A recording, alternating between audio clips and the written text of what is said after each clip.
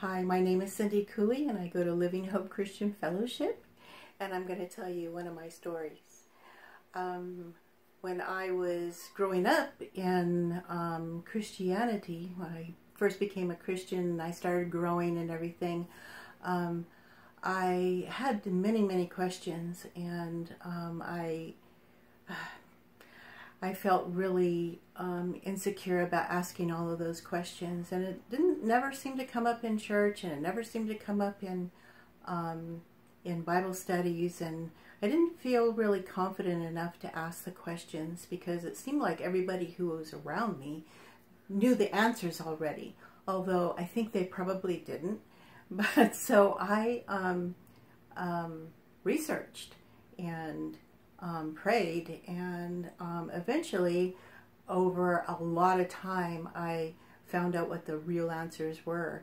But when I started coming to Living Hope and going to some of the small studies, I really felt like those answers were confirmed, and I really learned that it's okay to ask questions. And I think our small groups make you feel confident enough to ask questions and get answers and not feel stupid about it.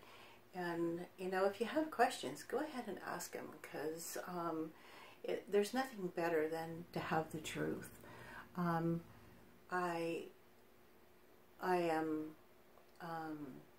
I know that a lot of people ask questions about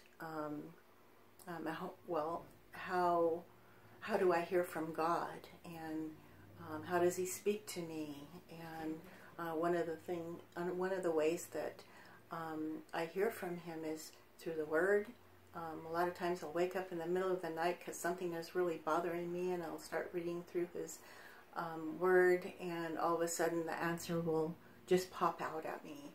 And you know, I'll hear things through Christian radio, or sometimes maybe not even a Christian radio or television. It's just the answer comes up, and you eventually get to know His voice and how to hear Him. And I know that one time when I asked for His help, He was immediately there, and that was when my brakes went out on my car, and I was flying down a windy mountain road, and I had no brakes, and I kept yelling for Jesus, please, Jesus, help me, Jesus, help me. And you know, it was like a hand came out and stopped my car. It was miraculous. It was a miracle. It really was. There was no way my car would have stopped otherwise. So just get into Him. Read His Word. Get into Him as much as you can, and He'll communicate with you in many different ways. And that's my story.